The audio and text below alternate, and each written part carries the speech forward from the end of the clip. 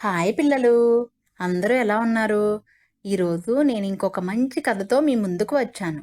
ఆ కథ పేరేమిటంటే తెలివైన తాబేళ్ళు. అనగనగా ఒక అడవిలో ఒక చెరువు ఉంది. ఆ చెరువులో 2 తాబేళ్లున్నాయి. ఆ 2 తాబేళ్ళు ఎంతో బాగా ఆడుకుంటూ ఎంతో సంతోషంగా ఉండేవి. ఇవి 2 ఒకరోజు పరుగు పందెం ఆట పెట్టుకున్నాయి. పరుగు పందెంలో మొదటి తాబేలు గెలిచింది. రెండో తాబేలు ఓడిపోయింది. అయితే మొదటి తాబేలు ఇలా అంటుంది, ఎప్పుడూ మనం నీటిలోనే ఆడుకుంటున్నాం కదా, ఈరోజు నేల మీద ఆడుకుందాం అంటే రెండో తాబేలు సరే అంటుంది. 2 తాబేళ్ళు నేల మీదకెళ్ళి చక్కగా ఆడుకుంటూ ఉంటాయి. అటుగా వచ్చే నక్క ఈ 2 తాబేలుని చూసి పరుగు పరుగున వచ్చి వాటిని నొక్కి పట్టుకుంటుంది. వాటిని నొక్కి పట్టుకోగానే అవి ముడుచుకుపోతాయి. ముడుచుకుపోయి, అయ్యో వీటిని మమ్మల్ని నక్క పట్టుకుంది అని బయటికే రావు. నక్క ఎన్ని విధాలుగా ప్రయత్నించినా సరే అస్సలు బయటికి రావు.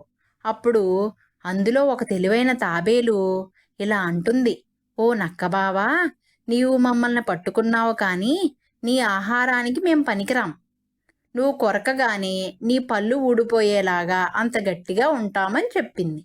అయితే అది అంతా అబద్ధమని నక్క అంటుంది. ఒక్కసారి కొట్టు చూడు నా మీద అని తాబేలు అంటుంది.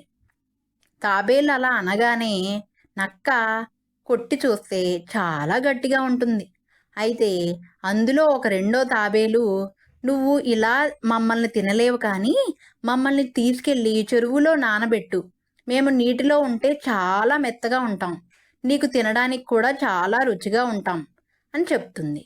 అయితే ఈ మాట ఒప్పుకున్న నక్క వాటి రెండిటినీ తీసుకెళ్ళి చెరువులో పెట్టి తన కాళ్ళు పెట్టి నొక్కి పెడుతుంది.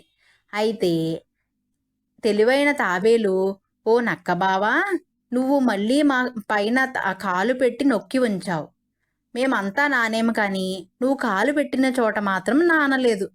నువ్వు ఒక్కసారి మమ్మల్ని పూర్తిగా నాననిస్తే నీకు తినడానికి ఆహారంగా మేము చాలా బాగుంటామని చెప్తుంది.